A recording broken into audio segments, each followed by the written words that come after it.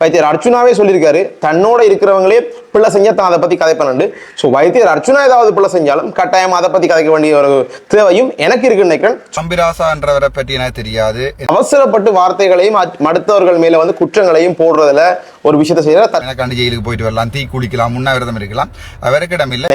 So இந்த 2.5-3 மாசமா சீமான் அண்ணாவை பத்தி பேசாத வைத்தியர் அவர்கள் இன்றைய தினம் காலையில ஒரு காணொலியில் வந்து பேசுறாருன்னா என்னத்துக்காக பேசுறாரு? தமிழ்நாட்டின் அடுத்த துரோகியா என்ன பொறுத்த வரைக்கும் நான் சீமான பாக்குறேன். வைத்தியர் அர்ச்சுனா என்ன செஞ்சாலும் சரி அப்படின்னு ஏற்றுக்கொள்ள முடியாது அப்படின்றத நான் இப்ப வந்து வெளிப்படையாவே சொல்றேன். படிக்காதவங்க வந்து அரசியலுக்கு வரக்கூடாது அப்படின்னு ஒரு கருத்தும் எனக்குள்ள இருக்குது. மன்னாருக்கு வந்ததுக்காக இன்னுமே அவர் மேல மரியாதையும் அன்பும் இருக்குது. சில விஷயங்களை வைத்தியர் அர்ச்சுனா கட்டாயமா மாற்றணும். அனைவருக்கும் வணக்கம், நான் உங்கள் அரவிந்த் இலங்கையிலிருந்து. இந்த காணொலி உண்மையிலேயே எனக்கு ஒரு பிரச்சனையை தரக்கூடிய ஒரு காணொலியா அமையலாம். வைத்தியர் அர்ச்சுனாவை பத்தி பேச போறோம். இவ்வளவு காலமும் அவருக்கு ஆதரவாக மட்டும்தான் நாங்கள் பதிவுகள் எல்லாமே போட்டுக்கொண்டிருந்தோம். பட் இன்றைய காணொலியில இருந்து அவர் பேசக்கூடிய விஷயங்கள்ல நிறைய மாற்றங்கள் வந்து நாங்கள் ஆரம்பத்தில் அவரை பார்த்த விஷயங்களா இருக்கலாம், பொது நோக்கத்தோட பேசிய விஷயங்களோட இப்ப கம்பேர் பண்ணும்போது நிறைய குற்றங்கள், நிறைய மக்களை பத்தி பேசுறது, நிறைய பேரை பத்தின ஒரு சாடல்களாவே அமைஞ்சு கொண்டிருக்கு அப்படின்றது வந்து பல மக்களுடைய ஒரு கருத்தா இருக்குது. அதே மாதிரி பாத்தீங்கன்னா நாளுக்கு நாள் அவருடைய ஆதரவு குறைஞ்சு கொண்டு வருது. அவருக்கு ஆதரவு கொடுத்த மக்கள், அவரை பத்தி என்னுடைய வீடியோஸ்ல நல்லா கமெண்ட் பண்ணவங்க கூட இப்ப அவரை பத்தி பிழையாக கமெண்ட் பண்ணுவதையும் அவரை பத்தின காணொலிகள் போட வேண்டாம் அப்படின்னு சொல்ற நிலைமைக்கு வந்திருக்கு அப்படின்றது உண்மையா இருக்குது. ஸோ நாங்களும் ஒரு ஊடகம், நாங்களும் வந்து சில பிரின்சிபல்ஸ் எங்களுக்கு வச்சிருப்போம். எப்பயுமே வந்து வைத்தியர் அர்ச்சுனாவே சொல்லியிருக்காரு, தன்னோட இருக்கிறவங்களே பிள்ளை செஞ்சா தான் அதை பத்தி கதைப்பண்ணு. ஸோ வைத்தியர் அர்ச்சுனா ஏதாவது பிள்ளை செஞ்சாலும் கட்டாயம் அதை பத்தி கதைக்க வேண்டிய ஒரு தேவையும் எனக்கு இருக்குன்னு நினைக்கிறேன். ஸோ இதில் நேரத்தில் இந்த வீடியோ அவர் பார்த்தாருன்னு சொன்னா எனக்கே கூட பேசலாம், இல்லாட்டி என்னை பத்தி கூட ஏதாவது லைவ்ல போடலாம். பட் போடுறதை பத்தி நான் இன்னும் கவலைப்படையில. சில விஷயங்களை வைத்தியர் அர்ச்சுனா கட்டாயமா மாற்றணும். ஏன்னா அவர் ஆரம்பத்தில் இந்த இதுக்குள்ள வரும்போது அவர் வந்து எங்கட மக்களுக்கு ஒரு புதிய ஒரு மாற்றத்தை கொண்டு வருவார், இந்த அரசியலுக்குள்ள தான் வரப்போறேன்னு சொன்ன பிறகு கட்டாயமா நானும் நம்பிக்கொண்டிருந்தேன். அவர் அப்படி ஒரு விஷயத்துக்கு போகும்போது அது வந்து பழைய என்ன சொல்றது இருக்கக்கூடிய அரசியல்வாதிகள்ல இதுவரைக்கும் ஒழுங்கான மக்களுக்குரிய சேவை ஆற்றாதவங்க நிறைய பேர்ல இருந்து வெளியே போவாங்க, புதுசா நிறைய பேர் வருவாங்க அப்படின்னு நம்பிக்கொண்டிருந்தேன். பட் இப்ப அவர் போற போக்குகள் பாத்தீங்கன்னு சொன்னா குற்றங்களை மட்டுமே கூறிக்கொண்டிருக்கிற மாதிரியும் ஒரு என்ன சொல்றது தேவையற்ற பிரச்சனைகள் அவருடைய தலையை கொண்டே போட்டு அவருக்கு இருக்கக்கூடிய மதிப்பை அவரே குறைக்கிற விஷயங்கள்லாம் நடந்து கொண்டிருக்குது. சரி, நாங்க இப்ப விஷயத்துக்கு வருவோம். முக்கியமா நான் பேச போறது என்னன்னு சொல்லி பாத்தீங்கன்னு சொன்னா தம்பிராசா அண்ணா. ரைட், தம்பிராசா அண்ணா யாருன்றது உங்களுக்கு தெரியும். மன்னாருக்கு வந்திருந்தார், யாழ்ப்பாண சாவச்சேரி வைத்தியசாலை பிரச்சனை இல்லை. அதுக்கு பிறகு பாத்தீங்கன்னு சொன்னா அன்றைய தினம் இரவு ஒரு கிழமைக்கு முன்னுக்கு வைத்தியர் அர்ச்சுனாவுடைய போன் வேலை செய்யல, ஃபேஸ்புக் பிரச்சனை இப்படிலாம் தெரிஞ்ச பிறகு நிறைய மக்கள் அவருக்கு என்ன நடந்துச்சுன்னு கேட்டுட்டு இருந்த டைம்ல அந்த வைத்தியசாலைக்குள்ள நேரடியா போன ஒரே ஒரு ஆள்னு வந்து பாத்தீங்கன்னு சொன்னா தம்பிராசா அண்ணா தான். அவர் வந்து போலீசாருக்கும் இந்த விஷயங்கள் எல்லாம் அறிவிச்சுட்டு அதுக்கு பிறகு வைத்தியசாலைக்குள்ள போட்டிருந்தார். அந்த டைம்ல லைவும் போட்டிருந்தார். அந்த லைவை பார்க்குற எல்லாருக்குமே விளங்கி இருக்கும் இன்னொரு அங்கலாய்ப்போட எதுவும் திட்டத்தோட உள்ளுக்கு போனாரா, டாக்டர் பேரை கெடுக்கிறதுக்காக உள்ளுக்கு போனாரா, இல்லைன்னு சொன்னா உண்மையாவே ஒரு நல்ல நோக்கத்தோட போனாரா அப்படின்றது எல்லாருக்குமே தெரியும். இப்ப நான் வந்து அவருக்கு ஆதரவான ஒரு ஆள் யாருமே எடுத்துக்கொள்ள வேண்டாம். என்ன காரணம்டா, எனக்கும் தம்பிராசானாக்கும் ஏற்கனவே பிரச்சனை இருக்குது. எங்க மன்னார்ல வந்து வைத்தியர் அர்ச்சுனா சிறைச்சாலையில் இருக்கும்போது ஒரு ஆர்ப்பாட்டம் செய்யணும்னு சொல்லி அவர் சொன்னவர், ஆர்ப்பாட்டம் செய்ய வேண்டாம் அப்படின்னு சொல்லி நான் சொல்லியிருந்தேன். ஸோ அதில் ஏற்கனவே எங்களுடைய பிரச்சனை இருக்குது. பட் என்னதான் பிரச்சனையா இருந்தாலும் இந்த சந்தர்ப்பத்தில் வைத்தியர் அர்ச்சுனா இப்படி கருத்துக்கள், அதாவது அவருக்கு எப்பயுமே வந்து என்னுடைய அரசியல் கட்சியில் இடம் இல்லை, அவர் எனக்கு யாருன்னு தெரியாது, ரைட், அவர் வந்து யாரோட எல்லாம் சேர்ந்து தமிழ் அரசியல்வாதிகள் அமைச்சரோட சேர்ந்து தான் எனக்கு எதிராக. ஸோ இதெல்லாம் வந்து உண்மையிலேயே நான் வந்து ஒரு சரியான கருத்தா பார்க்கல. எங்கள்கிட்ட தம்பிராசாண்ட பிரச்சனை, தம்பிராசா என்றவரை பற்றி எனக்கு தெரியாது. எனக்கு ஆதரவு தந்தவர், அவர் வந்து நின்றவர். அதற்கு பிறகு அவருடைய கதையல் பேச்சு பிரச்சனையா இருந்தது. எங்கண்ட தம்பிராசா என்றவருடைய தனி அரசியலை விரும்பினார்கள், அவரோட பின்னுக்கு போய் நின்று செய்து கொண்டிருக்கோம். ஒரு பிரச்சனையும் இல்லை, நான் உங்களை கூப்பிட மாட்டேன். பட் எனக்கான அரசியல்ல வந்து தம்பிராசாக்கு இடம் இல்லை. சரிதானே, அவர் என்ன பற்றி என்ன சொல்லலாம், எனக்கான ஜெயிலுக்கு போயிட்டு வரலாம், தீ குளிக்கலாம், உண்ணாவிரதம் இருக்கலாம், அவருக்கு இடம் இல்லை. என்னதான் வந்து எதிரியா இருந்தா கூட அந்த இடத்துல அவர் போனது வந்து வைத்தியர் அர்ச்சுனாவுக்கு ஏதாவது நடந்திருக்குமோ அப்படின்ற ஒரு அங்கலாய்ப்போட மட்டும்தான் போனதான் நான் பாக்குறேன். அவர் சொன்ன 1-2 கருத்துக்கள் சில நேரத்தில் பிள்ளை இருக்கலாம். என்னன்னு சொல்லி பாத்தீங்கன்னு சொன்னா அவர் வந்து சில நேரத்தில் சொல்லியிருந்தவர் தற்கொலை முயற்சி எதுவும் பன்னீர்வண்டு யார்கிட்டயோ சொன்னதாகவோ தன்னிட்ட சொன்னதாகவோ ஒரு பருத்தெல்லாம் சொன்னார். ஸோ தற்கொலைன்ற வார்த்தையை இவர் பாவிச்சது வந்து ஒரு பிழையான விஷயமா கூட இருக்கலாம். பட் அதுக்காக இவருக்காக யாருமே, அதாவது 1000 பேர் இருக்கிற நேரத்தில் இவருக்கு சப்போர்ட்டா வரதுன்றது பெரிய விஷயம். தனியொரு நபரா அந்த நேரத்தில் எதையுமே யோசிக்காம எனக்கு என்ன நடந்தாலும் பரவாயில்லை வைத்தியசாலையில் ஒரு லைவையும் போட்டுக்கொண்டு வந்ததுன்றது வைத்தியர் சொல்றாரு. அவர் தன்னுடைய பேரை வச்சு தான் வந்து ஏதாவது ஒரு கிரெடிட்டை வச்சுக்கொள்ளலாம் அப்படின்ற மாதிரி நினைக்கிறாருன்னு சொன்னா கூட அந்த இடத்துல அதை செய்யறதுக்கு ஒரு ரிஸ்க் கொண்டு இருக்குது. அவருக்கு ஒரு தைரியம் வேணும். இவர் மேல இருக்க ஏதோ ஒரு அக்கறையில தான் கட்டாயம் செஞ்சிருப்பாருன்றதான் நானும் பல மக்கள் நம்புறோம். ஏன்னா அப்படித்தான் வந்து எல்லாருமே வந்து தங்களுடைய கருத்துக்களை பல வீடியோஸ்ல வந்து போட்டிருந்தேன், நாங்க பார்த்திருந்தோம். இன்னொரு விஷயத்தையும் சொல்லணும். தம்பிராசா அண்ணா வந்து தன்னோட ஒரு போட்டோ எடுத்துட்டு இப்ப சொல்லிக் கொண்டிருக்கார் என்ன வழி நடத்துறதே அவர் தான் அப்படின்னா சொல்லிக் கொண்டிருக்கார் அப்படின்ற மாதிரி எல்லாம் வைத்தியர் சொல்றாரு. உதாரணத்துக்கு தம்பிராசாவை நான் ஒரு போட்டோ போட்டு வைத்ததுக்காக தம்பிரா சொல்லுகிறார் அர்ஜுனாவை வழி நடத்துகிறேன் என்று. வெரி சாரி, அது இந்த சொந்த அண்ணா இருக்கே இல்லாத விஷயம். இது எந்த அளவுக்கு வந்து என்ன சொல்றது, அவர் வந்து இவருக்காக தான் உண்மையிலே வைத்தியசாலைக்குள்ள போனார். போயிட்டு சிறைச்சாலைக்கு போன ஒருத்தரை பத்தி இப்படி எல்லாம் சொல்லும் போது எனக்கே கொஞ்சம் கவலையா இருக்கு. ஏன்னா என்னை பத்தியும் வைத்தியர் வந்து விமர்சிச்சிருந்தார் அவர் சிறைச்சாலைக்குள்ள போயிட்டு வந்த பிறகு. பட் நான் அதை வந்து நான் எடுத்துக்கணும், சரி பரவாயில்ல அவர் ஏதோ ஒரு நோக்கம் சொல்லிட்டாருன்னு சொல்லி நான் அதை எடுத்துக்கணும். பட் தம்பிராசா அண்ணாவை பத்தி விமர்சிக்கும் போது உண்மையிலேயே தோணுது, இந்த தன்னுடைய ஆதரவாளர்கள் தனக்கு சார்பாக கதைக்க வந்த எல்லாரையுமே இவர் இப்படி போறாருண்டா எதிர்கால அரசியல்ல இவர் என்ன மாதிரி விஷயங்களை எப்படி செய்வார், எப்படி கையாளுவார்ன்றது. ஸோ தம்பிராசா பற்றி நான் கேட்கவில்லை. அவர் செய்த உறவியல் என்று நச்சு கொள்றார்களுக்கு நன்றி. இப்ப நீங்க சொல்லுவீங்க நன்றி இல்லாத ஆளிவர் என்று. இந்த நேரத்தில் வைத்தியர் அர்ஜுனா இப்படி ஒரு சொல்லியிருக்காரு அப்படின்றது உண்மையிலே கவலையான விஷயம். கட்டாயமா அவர் ஏதோ ஒரு அதாவது இவருக்காக வந்து பார்த்து நடந்திருக்கு.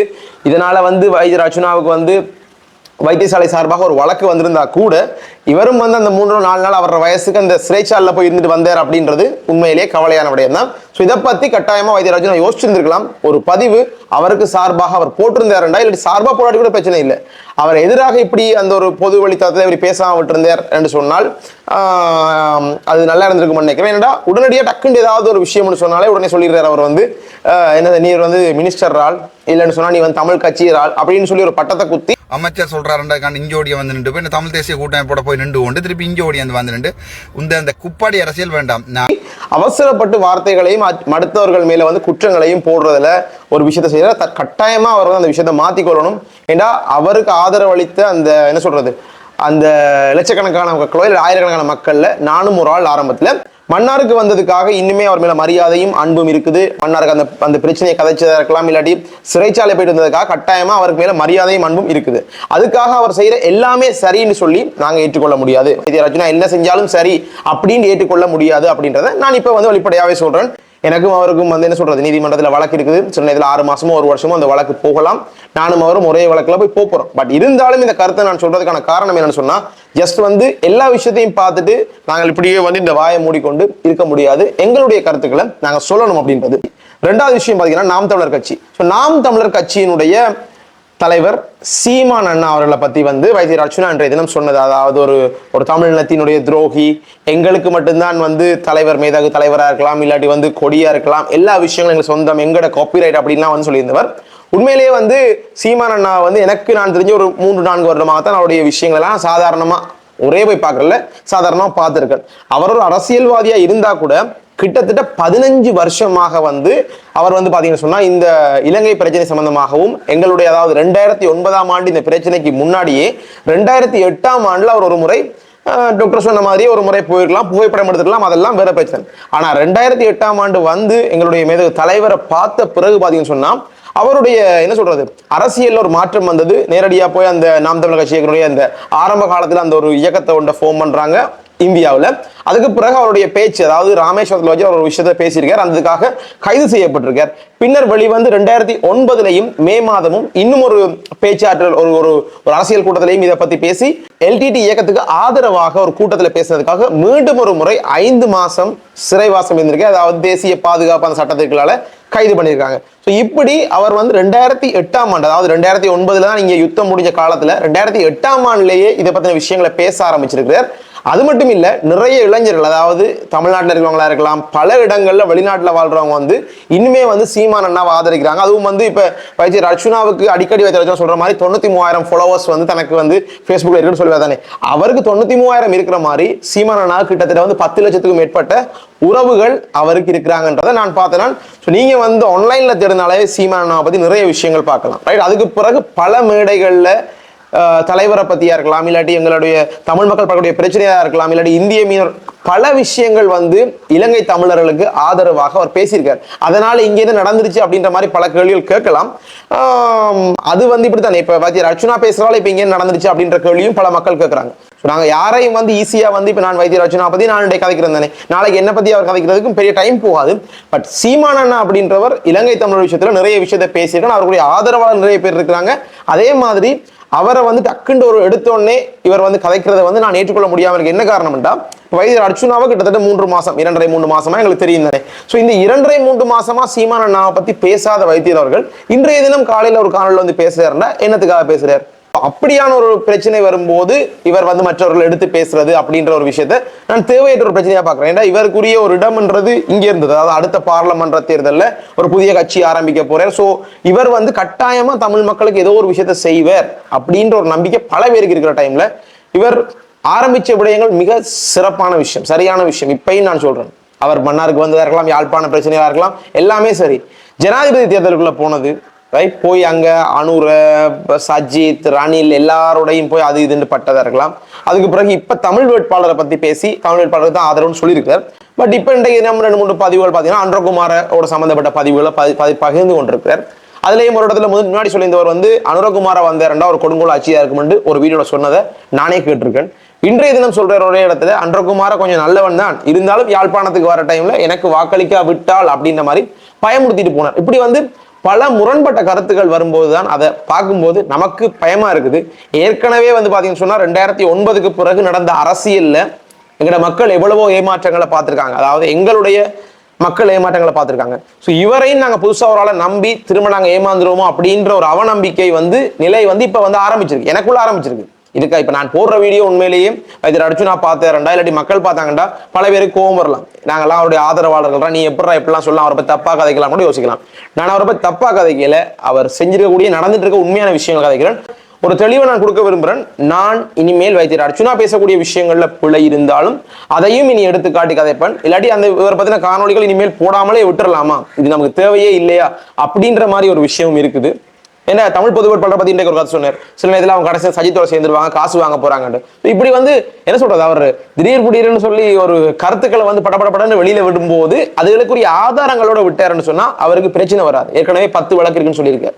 எனக்கு ஒரு வழக்குல ஒருக்கா நான் போயிட்டு வந்தப்ப எனக்கு இனியில வேணான்னு போயிடுச்சு. மன்னார்ல அந்த வைத்தியசாலைக்குள்ள போனதுக்காக 4 நாள் சிறைச்சாலை, அதுக்கு பிறகு இந்த வழக்குக்கு இப்ப 2 தடவை போயிட்டு வந்திருக்கேன். எனக்கு உண்மையாவே வெறுத்துருச்சு. அப்ப யோசிச்சேன், அடிக்கடி வழக்குக்கு போறவங்க அடிக்கடி போய் இப்படி கஷ்டப்படுறவங்க எவ்வளவு பிரச்சனை பார்ப்பாங்கன்னு சொல்லி. ஸோ அவருக்கு 10 வழக்குன்றது உண்மையிலேயே அவருக்கு ஃப்ரஸ்ட்ரேஷனா இருக்கும், அவருக்கு ப்ரெஷரா இருக்கும், அவர் வந்து ரிலாக்ஸா இருக்கணும், எல்லாமே சரி. நிறைய மக்கள் ஆதரவா இருக்க சொல்றீங்க தம்பி, அவருக்கு நிறையான ஒரு நெருக்கடியை கொடுக்குறாங்க, அவரோட வேலையை பார்த்துட்டாங்க, எல்லாமே ஓகே, அதெல்லாம் ஏற்றுக்கொள்றேன். அவரோட வேலை போனது உண்மையாலே பாவம், அவர் எல்லா விஷயமுமே ஓகே. பட் அதுக்காக வந்து வாயில வந்தது எல்லாத்தையுமே நான் கதைக்க கூடாது. கதைச்சோம்னு சொன்னா அது வந்து அவர்ல இருக்கிற மரியாதையும் குறைக்குது, அவருடைய எதிர்கால விஷயங்களையும் வந்து அவர் ஒரு நிலைமையை குறைச்சி கொண்டு போகுது அப்படின்றதான் நான் பாக்குறேன். அவர் வந்து கட்டாயமா கொஞ்சம் மாறணும். அவர் சில விஷயங்களை இப்ப எடுத்துரிஞ்சு கதைக்கிறதா இருக்கலாம், இல்லாட்டி சிலரை வந்து என்ன சொல்ற ஆதரவா இருக்கிறவங்களே வந்து தேவையில்லை, இல்லாட்டி அவங்கள மதிக்காம இருக்கிறதா இருக்கலாம். அந்த மாதிரியான விஷயங்கள் தான் கொஞ்சம் நிடரா இருக்குது. இன்னும் ஒரு விஷயம் இதில் ஆட் பண்ணணும். என்னன்னு சொன்னா அடிக்கடி வைத்தியர் அர்ச்சுனா சொல்லுவேன், தங்களுடைய அரசியல் கட்சியில வந்து பாத்தீங்கன்னு சொன்னா படிச்சவங்களா போடுவோம், டாக்டர்ஸ் லோயர்ஸ் இஞ்சி. அப்படி சொல்லும் போது படிக்காதவங்க வந்து அரசியலுக்கு வரக்கூடாது அப்படின்னு ஒரு கருத்தும் எனக்குள்ள இருக்குது. ஏன்டா அவங்க படிக்காதவங்க அரசியலுக்கு வந்து அரசியல் செய்ய மாட்டாங்களா, இல்லை அவங்களுக்கு மக்களுடைய பிரச்சனைகள் தெரியாதா அப்படின்னு ஒரு கேள்வி இருக்குது. இந்த வீடியோ கட்டாயமா வைத்தியர் அர்ச்சுனா அவர்களும் பார்க்கணும். நீங்க பாத்தீங்கன்னா நான் உங்களை கூட சொல்லியிருக்கேன், எப்ப சிறைச்சாலைக்கு போயிட்டு வந்த பிறகு என்னோட நிறைய பேர் கேட்டதுல நான் சொன்னேன், உண்மையாவே நான் உங்களை வந்து என்னோட ஒரு அண்ணா மாதிரி தான் நான் பார்க்கிறேன். அவர் நிறைய விஷயங்கள் இந்த அளவுக்கு செய்யறது நான் உங்களை நம்பி இருந்தேன்.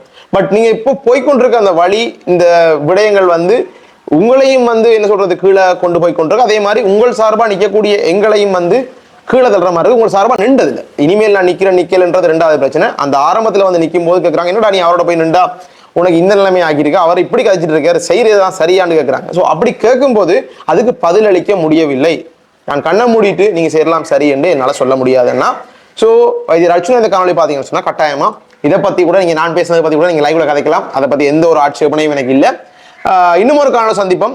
நான் உங்களோட கடைசியாக கேட்டுக்கொண்ட விஷயம், நாங்கள் இப்படியான ஒரு காணொலி, அதாவது இவரை விமர்சிச்சு போட்டு யாரும் நினைக்க வேண்டாம், நடக்கிற உண்மைகளை தான் அப்படியே எந்த மனசுக்கு என்ன பட்டதோ அதை அப்படியே நான் காணொலியா சொல்லியிருக்கேன். சில நேரத்தில் இது சிலருக்கு பிடிக்கலாம், சிலருக்கு பிடிக்காம விடலாம். உங்களுடைய கருத்துக்களை வீடியோ ஃபுல்லா பார்த்துருந்தீங்கன்னா மறக்காம கீழே சொல்லிட்டு போங்க. என்னைய திட்டணும் இல்லாட்டி எனக்கு பேசணும் யாராவது நினைச்சீங்கன்னு சொன்னா தாராளமா நீங்க பேசலாம். நான் கூறக்கூடியது, நான் சொன்னதெல்லாம் நான் பார்த்தது, நான் அவதானிச்சதுல எனக்கு எப்படி தோணுச்சோ அந்த அடிப்படையில் சொல்லியிருக்கேன். யாரையும் வந்து எனக்கு இவர் சொன்னார் அவர் சொன்னார் இல்லை. வைத்தியர் அர்ச்சுனா என்ன விஷயங்களை பேசினாரோ அந்த விஷயங்கள் பேசினதை எந்த மூளைக்கு அதை எப்படி எட்டி இருக்குதோ நான் படிச்ச அளவுக்கு என்னுடைய அளவுக்கு எட்டினதையும் என்னுடைய அறிவையும் வச்சுக்கொண்டு நான் உங்களுக்கு சொல்லியிருக்கேன். இன்னும் ஒரு நல்ல காணொலியில் சந்திக்கலாம். என்ன விஷயம்னு சொன்னா மறக்காம கமெண்ட் பண்ணிட்டு போயிருங்க. நாங்க கதைச்ச விஷயங்கள் சரியா தவறா இல்லாட்டி நல்ல பிழை இருந்தா அந்த பிழையை நான் எந்த விஷயங்கள் பிழை அப்படின்றத மறக்காம சுட்டி காட்டிட்டு போயிருங்க. இன்னும் ஒரு காணொலியில் சந்திக்கலாம். தொடர்ந்து நிறைய விமர்சனங்கள் வரும், நிறைய காணொளிகள் பதிவு செய்யும் அப்படின்னு சொல்லிக்கொண்டு இந்த வீடியோவை முடிச்சுக்கொள்றேன். நன்றி.